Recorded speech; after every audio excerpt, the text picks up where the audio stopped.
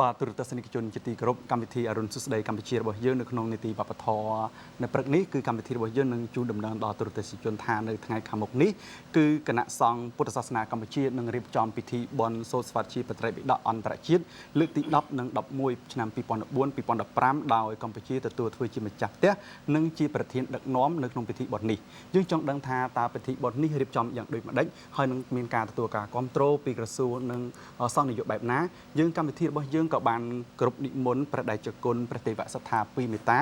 ដែលជាប្រធានពុទ្ធកសមាគមនិស្សិតកម្ពុជាឥណ្ឌានិងជាប្រជាធិការវត្តទាំង6នៅដែនដីពុទ្ធភូមិប្រទេសឥណ្ឌានិងនេប៉ាល់ដើម្បីឲ្យព្រះតេជគុណជម្រាបនៅព័ត៌មានទាក់ទងទៅនឹងការសូត្រស្វាធ្យាបត្រីបិដកអន្តរជាតិលើកទី10និងទី11ឆ្នាំ2014-2015នេះគណៈសូមក្រាបថ្វាយបង្គំ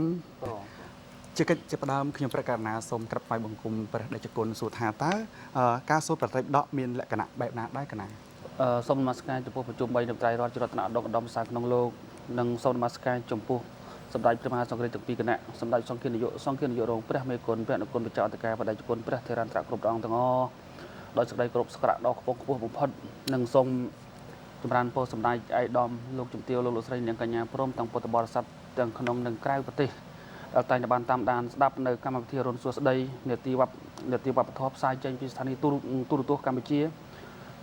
រាជធានីភ្នំពេញហើយថ្ងៃនេះគឺថាមានកិត្តិយសណាស់បានឡើងមកបកស្រាយអំពីកម្មវិធីសូត្រស្វាធ្យាបត្រីបិដកចែកជូនបដិជគុណព្រះធេរន្តរគ្រប់ព្រះអង្គទាំងអស់ក៏ដូចជាបុណ្យមួយដ៏សំខាន់បំផុតនៅក្នុងពុទ្ធសាសនាហើយក៏ជាបុណ្យមួយដ៏ធំបំផុតក៏ហៅថាពិធីបុណ្យសូត្រត្រីបិដកឬក៏ហៅថាពិធីបុណ្យនៅក្នុងពុទ្ធសាសនានៅក្នុងពុទ្ធសាសនាយើងនេះបើសិនពុំមានការសូត្រត្រីបិដកឬក៏សង្គាយនាស្វាធ្យាយចងក្រងជាគម្ពីរត្រីបិដកទុកមកតាំងពីថាពុព្វបរោះក្នុងសម័យមុនទេយើងមិនបានស្គាល់នៅក្នុងពុទ្ធសាសនានឹងទេដូច្នេះការសូត្រស្វាធ្យាយត្រីបិដកអន្តរជាតិនឹងគឺសំខាន់ណាស់ជាបុណ្យធំបំផុតនៅក្នុងពុទ្ធសាសនាបងណាចំពោះការសូត្រត្រីបិដកលើកទី10និងលើកទី11នេះតើមានន័យយ៉ាងដូចម្តេចដែរកណាក៏ចឹងក្នុងការសូត្រត្រីបិដកលើកទី10លើកទី11នេះគឺថាបានន័យថាគេប្រពក្នុងគណៈកម្មការទាំង10ប្រទេសមានប្រទេសថៃប្រទេសកម្ពុជាអីជាដើមហើយគណៈកម្មការនេះបានបង្កើតឡើងតាំងពីឆ្នាំ2006កន្លងទៅហើយក៏មានប្រទេសជាម្ចាស់ដូចជាកាលពីលើកទី1ប្រពលើកទី1គឺប្រទេសស្រីលង្កាឆ្នាំ2006 2007ហើយឆ្នាំ2008 2009នោះប្រទេសថៃហើយឆ្នាំ2010 2011ប្រទេសឡាវហើយឆ្នាំ2012 2013ប្រទេសភូមាហើយក៏ឆ្នាំ2014 15នេះគឺប្រទេសឆ្នាំ2014 15ត្រូវជាលើកទី10លើកទី11ដល់ប្រទេសកម្ពុជាយើងនឹងបានន័យថាអញ្ចេះថាប្រពបានប្រពដល់10ឆ្នាំហើយបងអញ្ចឹងយើងបានលើកទី10លើកទី11នឹងប្រពធ្វើបន្តរហូតបានន័យថាក្នុងគណៈកម្មការទាំង10ប្រទេសនឹងឯងបានកំណត់ជាអាណត្តិដើម្បីឲ្យប្រទេសអ្នកកាន់ពុទ្ធសាសនាទាំងអស់ឲ្យទទួលជាជំហរឲ្យទទួលធ្វើជាម្ចាស់ផ្ទះពីព្រោះថាប្រសិនបើយើងជាម្ចាស់នឹងយើងអត់ទទួលទេតើបានអ្នកណាម្នាក់ទទួលដូច្នេះប៉ុន្តែក្នុងឆ្នាំ2014-15នេះគេមិនបង្ខំយើងទៅឲ្យយើងទៅទទួលទេប៉ុន្តែប្រសិនបើក្នុងនាមអាត្មាភាពអ្នកនៅកសាងនៅទីនោះក៏ដូចជាបានចូលរួមដឹកនាំតាំងពី10ឆ្នាំកន្លងមកដែលចូលរួមគេថ្ងៃណាហើយយើងគាត់ចូលរួមជាសមាជិកគេមកហូហែតាំងពីឆ្នាំ2006មករហូតដល់ឆ្នាំ2014គណៈកម្មការបានសួរថាតើកម្ពុជាអាចទទួលធ្វើជាម្ចាស់ផ្ទះបានទេបើទទួលធ្វើបានយើងនឹងបកគលជូនបើបកគលបានទេបើមិនអាចទទួលបានទេគេនឹងផ្ដល់ឲ្យទៅខាងវៀតណាមអញ្ចឹងយើងចាំជុំទី2ទៀតយើងចាំជុំក្រោយទៀតប៉ុន្តែនឹកឃើញកាលពីដើមញាតិញោមពុទ្ធបរិស័ទបដិជគុណព្រះធេរន្តរគ្រប់អង្គទាំងអស់ខ្ញុំគណៈអាត្មាភាពបញ្ចង់ទទួលទេពីព្រោះថាជាប់កសាងវត្តទាំង6ហ្នឹងច្រើនណាស់តាំងពីវត្តខ្មែរលំពិនីវត្តខ្មែរនៃវត្តខ្មែរពុទ្ធកយាវត្តខ្មែររូបវេលនិគមវត្តខ្មែរសវណ្ណភូមិក្រុងរាជក្រឹសវត្តខ្មែរក្រុងវេសលីវត្តខ្មែរកុសិនតារាទាំង6វត្តគឺថាធ្ងន់ណាស់ទៅហើយចុះហេតុអីបានជាមកទទួលទៀតទី1ញាតិ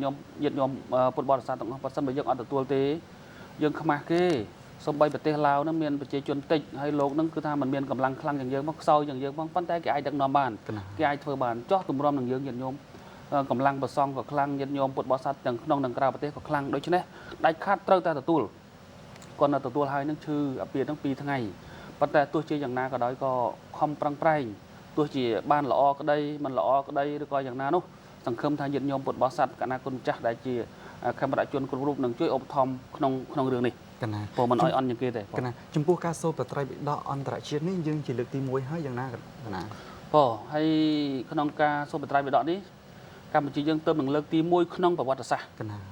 បានន័យថាតាំងពីរាប់រយពាន់ឆ្នាំតាំងពីពុទ្ធសាសនាហូរចូលមកដែនដីកម្ពុជាយើងមិនដែលប្រពធ្វើទេនេះគឺជាលើកទី1បងអស់ផងហើយដល់ទី1កាលណាមានទី1មានទី2បានយើងទទួលឆ្នាំ2010 2011 សូមទោសលើកទី10លើកទី11 2014 2015 កណាការចាប់សូត្រត្រៃបិដកអន្តរជាតិនេះគឺចាប់តាំងពីពេលណាមកដែរកណា អញ្ចឹងគឺថាការសូត្រត្រៃបិដកនោះគឺចាប់ផ្ដើមសូត្រតាំងពីឆ្នាំ2006មកឆ្នាំ2006មកបង ចំពោះការរៀបចំពិធីបុណ្យសូត្រត្រៃបិដកនឹងจะមានជាលក្ខណៈបែបណាហើយមានពិធីអ្វីខ្លះនៅក្នុងការរៀបចំការសូត្រត្រៃបិដកនេះណា សូត្រត្រៃបិដកនេះគឺមានលក្ខណៈសំខាន់ច្រើនយ៉ាងណាស់ កណា ហើយទី1ក្នុងការរៀបចំនោះមានមនុស្សចូលរួមច្រើនដល់ទៅជាង200,000 អង្គអ្នក កណា ហើយក៏នៅក្នុងនោះគណៈកម្មការយើងបានរៀបចំជារោងមួយធំឬក៏ជាវេទិកាសម្រាប់ទទួលពុទ្ធបរិស័ទក៏ដូចជាគណៈសង្ឃធំមកពីជុំវិញពិភពលោកអញ្ចឹងណាហើយក៏កន្លែងនឹងសតជាកន្លែងបើកវគ្គនិងបិទវគ្គហើយក៏ជាកន្លែងអាហារដ្ឋានសម្រាប់ទទួលដែរហ្នឹងហើយទី2នៅជុំវិញព្រះមហាចេតិយហ្នឹងគឺរដ្ឋាភិបាលឥណ្ឌានឹងឯងបានអនុញ្ញាតឲ្យធ្វើរោងទិសនៃសមាជិកទាំង10ប្រទេសដែលជាគណៈកម្មការហ្នឹងឲ្យធ្វើជារោងទិសដូចជាមកពីប្រទេសថៃគឺរោងទិសថៃមកពីប្រទេសកម្ពុជាសម្រាប់រោងទិសកម្ពុជាមកពីប្រទេសភូមាដាក់ជារោងទិសភូមាចឹងទៅសម្រាប់ទទួលគណៈសង្ឃព្រមទាំងពុទ្ធបរិស័ទដែលមកពីប្រទេសនីមួយៗហើយចូលទៅកន្លែងនីមួយនឹងឯងចូលទៅតាមកន្លែងហើយរោងទិសជុំវិញព្រះមហាចេតិយហើយក្នុងនោះទៀតក្នុងការលក្ខណៈរៀបចំគឺតាក់តែងដោយផ្កាគ្រប់ប្រភេទទាំងអស់បើនិយាយរួមផ្កាវិញបន្ទិញជាវពីឥណ្ឌាផងជាវពីស្រុកថៃផងប្រហែលជាចំណាយអស់ប្រហែលជា$30,000ហើយមើលទៅស្អាតណាស់បើនិយាយរួមតាក់តែងក្នុងពិធីបុណ្យដែលអាត្មាភាពដាស់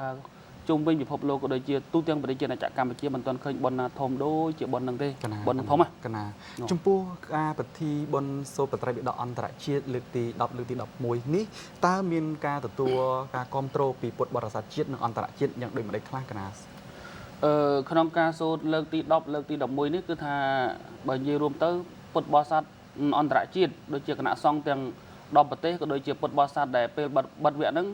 គឺថាគេគ្រប់គ្រងទាំងអស់ប៉ុន្តែផ្នែកខាងការគ្រប់គ្រងផ្នែកខាងអន្តរជាតិគាត់ថាគ្រប់គ្រងដោយសតិស្មារតីvà គ្រប់គ្រងដោយសកម្មភាពផ្សេងៗទាំងអស់គឺថាអាចជួយកម្លាំងបានដោយឡែកគឺថវិកាគឺបើក្រៅពីកម្ពុជាយើងពុទ្ធបរិស័ទខ្មែរយើងគឺពុំមានអ្នកណាជួយទេអញ្ចឹងណាគឺថាដាច់ខាតយើងជាខ្មែរត្រូវតែពឹងថវិកាឬក៏ប្រភពនៃថវិកាពីកម្ពុជាយើងទៅបានដែរជាពិសេសគឺពុទ្ធបរិស័ទទាំងក្នុងនិងក្រៅប្រទេសដើម្បីជួយឧបត្ថម្ភនេះ កណាចំពោះការពិធីបុណ្យសូត្រត្រៃបិដកនេះគឺមានការគ្រប់គ្រងពីក្រសួងឬក៏សង្ឃនាយកយ៉ាងណាដែរណា អរគុណណាស់បងអញ្ចឹងសំណួរនេះឃើញថាកាលពីអាត្មាមកពីប្រហែលខែមុននោះតាំងពីខែ5ខែ6បានឆ្លងយោបល់នេះទៅគណៈសង្ឃនាយកមានព្រះមេគុណអីជាដើមឆ្លងយោបល់លោកក៏ព្រមហៅថាទទួលយល់ព្រមគ្រប់គ្រងដើម្បីឲ្យកម្ពុជាយើងគណៈសង្ឃកម្ពុជាយើងឯងទទួលធ្វើជាម្ចាស់ទី1ហើយទី2ក៏បានឆ្លងយោបល់ក្រសួងក្រសួងក៏គ្មានការជំទាស់អីដែរប៉ុន្តែគាត់ថាឥឡូវនោះសូមដាក់กระดาษស្នាមទៅរដ្ឋមន្ត្រីក៏ដូចជាគណៈសង្ឃនាយកឥឡូវกระดาษស្នាមនៅស្ថិតនៅក្រសួងនៅក្នុង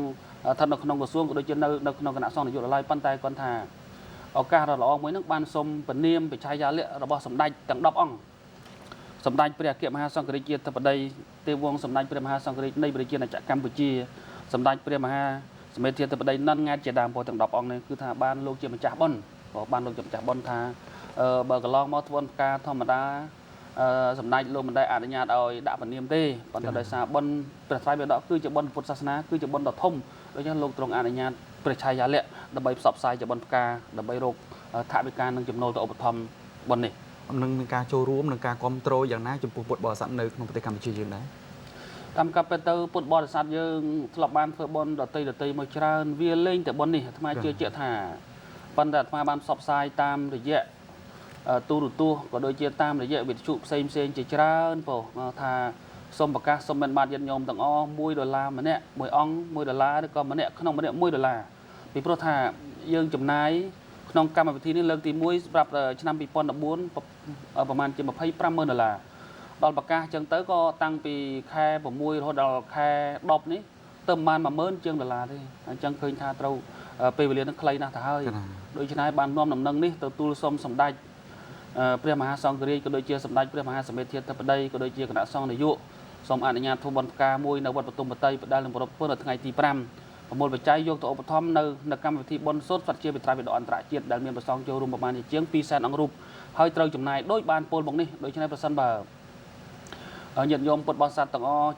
ជាខេមរៈជនគ្រប់រូបទាំងក្នុងនិងក្រៅប្រទេសមិនឧបត្ថម្ភគ្រប់គ្រងក្នុងរឿងទេអាត្មាភាពមិនអាចមានលទ្ធភាពដើម្បីដឹកនាំឲ្យបានល្អទៅទេអាចទៅបានប៉ុន្តែគាត់ថាល្អមិនល្អមិនដូចថាមិនទាន់ហ៊ានទទួលខុសត្រូវពីព្រោះថាសំខាន់លើថវិកាប៉ុន្តែដូច្នេះសូមបានបាទញាតិញោមពុទ្ធបរិស័ទទូទាំងប្រជាជាតិកម្ពុជាសូមមេត្តាជួយឧបត្ថម្ភនិងជួយឧបត្ថម្ភទាំងកម្លាំងកាយទាំងកម្លាំងចិត្តបើសិនតែអត់មានបច្ច័យទេគឺថាសូមគ្រប់គ្រងតាមសតិស្មារតីហើយបើអត់មានទេសូមមេត្តាជួយយកលិខិតទៅជួយផ្សព្វផ្សាយបងដើម្បីឲ្យពុទ្ធបរិស័ទទាំងអស់ដែលជាអ្នកមានសទ្ធាជ្រះថ្លានឹងបានដឹងរឿងនឹងផងដើម្បីបានចូលរួមឧបត្ថម្ភហើយព្រោះថាបុណ្យនេះមិនមែនចេះតែធ្វើទេបុណ្យនេះមិនចេះតែមានទេមានតាមសហសម័យបើនិយាយរួមទៅបុណ្យនេះគ្រាន់តែបើនិយាយរួមយើងគ្រាន់តែលើតាមគម្ពីរតែប៉ុណ្ណោះដល់សម័យនេះយើងបានកើតទាន់មានគណៈសង្ឃទាំង10ប្រទេសលោកបានលះបង់ខ្ពង់ខ្ពស់ណាស់ដើម្បីជំហរឈររៀបចំនៅកម្មវិធីបុណ្យនេះឲ្យកើតឡើងដូច្នេះពុទ្ធបរិស័ទទូទាំងពិភពលោកអាចមានឧបនិស្ស័យចូលរួមនៅក្នុងបុណ្យនេះណាចំពោះសូមបញ្ជាក់ទៅដល់ព្រះតេជគុណបន្តិចថាប្រហែលជាទស្សនិកជនឆ្ងល់ថាការសូត្របត្រៃបិដកនេះគឺសូត្រយ៉ាងម៉េចធម្មតាបត្រៃបិដកមានចំនួន110ក្បាលការសូត្រនោះគឺសូត្រ110ក្បាលហ្នឹងឬមួយក៏សូត្រយ៉ាងម៉េចសូមឲ្យព្រះតេជគុណមានធរណីការក្នុងការសូត្របត្រៃបិដកហ្នឹងគឺសូត្រទាំង110ក្បាលហើយក៏តាមសំនៀងភាសារបស់ប្រទេសនីមួយៗឧបមាថារោងទិសថៃគណៈសង្ឃថៃសូត្រជាភាសាថៃរោងទិសឥណ្ឌាជនជាតិឥណ្ឌាសូត្រជាភាសាឥណ្ឌារោងទិសនេប៉ាល់សូត្រជាភាសានេប៉ាល់ដោយឡែករោងទិសកម្ពុជាគណៈសង្ឃកម្ពុជាសូត្រភាសាកម្ពុជាហើយនៅក្នុង110ក្បាលហ្នឹងគឺថា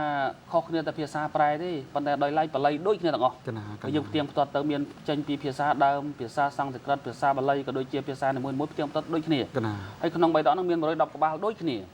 ហើយក៏ក្នុងការសូត្រហ្នឹងគឺសូត្រក្នុង10ថ្ងៃហ្នឹងគឺតាំងពីថ្ងៃទី1រហូតដល់ថ្ងៃទី10បញ្ចប់នៅព្រះត្រៃបិដក110ក្បាលហ្នឹងគឺបែងចែកគ្នាសូត្រអញ្ចេះឧបមាថាកម្ពុជាថៃដែលប្រទេសដែលមានភាសាស្តៀងគ្នានិងវប្បធម៌នៃធម៌ស្តៀងគ្នាហ្នឹងគឺកម្ពុជាថៃឡាវ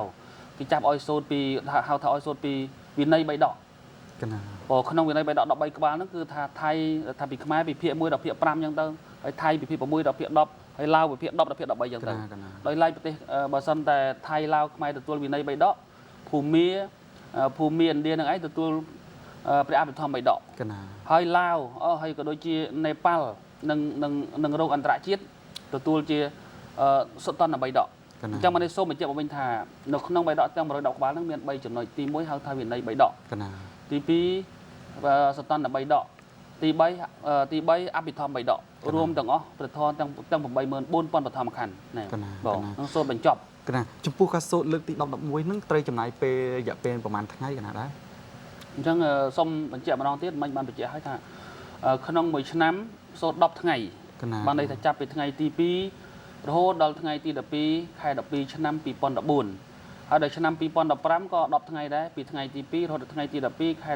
12ឆ្នាំ2015ហើយក៏ឆ្នាំ2016ដូចគ្នាអញ្ចឹងបានន័យថាពេលនេះគឺជាពេលដែលគេកំណត់ដើម្បីឲ្យពុទ្ធបរិស័ទទាំងអស់ងាយធ្វើការរៀបចំខ្លួនឧបមាថាលោកសេដ្ឋីកហបតីកុលបុត្រកុលធីតាមកពីប្រទេសនីមួយចង់ភ្ជាប់និស្ស័យទៅសូត្រត្រៃបិដកក៏ដូចជាចង់ភ្ជាប់និស្ស័យក្នុងការឧបត្ថម្ភនឹងឯងបានមើលតាមកម្មវិធីនេះហើយមានពេលវេលានឹងវែងឆ្ងាយអាចរៀបចំខ្លួនទៅបានចាបងចំពោះការចំណាយទៅលើពិធីបុណ្យសូត្រត្រៃបិដកនេះគឺបានទទួលការគ្រប់គ្រងពីខាងណាខ្លះដែរចំពោះការសូត្រត្រៃបិដកអន្តរជាតិដែលខ្មែរយើងដែលកម្ពុជាយើងទទួលធ្វើជាម្ចាស់ផ្ទះហ្នឹងគឺថាកាលបើនិយាយរួមទៅបុណ្យនេះសង្ឃឹមថាអត់មានគ្រប់គ្រងអ្នកណាក្រៅអំពីខេមរៈជនគ្រប់រូបទេទាំងក្នុងនិងក្រៅប្រទេសជាពិសេសគឺគណៈសង្ឃនាយកនៃប្រជាជាតិកម្ពុជានិងក្រសួងធម្មការនិងសាសនាក៏ដូចជាពុទ្ធបរិស័ទទូទាំងប្រជាជាតិកម្ពុជាដើម្បីឧបត្ថម្ភដើម្បីជួយនាំទាំងកម្លាំងកាយទាំងកម្លាំងចិត្តក៏ដូចជាកម្លាំងថវិកាដើម្បីញ៉ាំងដំណើរការនឹងឲ្យមានភាពលលូនទៅមុខបញ្ចឹងទេថា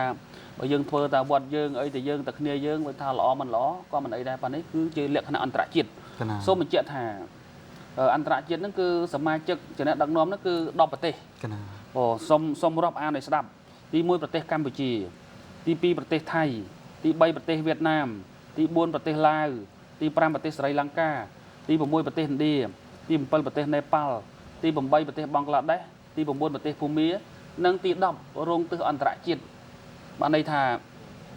កុលសម្ព័ន្ធតូចដូចជាកុលសម្ព័ន្ធអ្នកកាន់ពុទ្ធសាសនានៅតាមប្រទេសបារាំងនៅតាមប្រទេសម៉ាឡេក៏ដូចជានៅតាម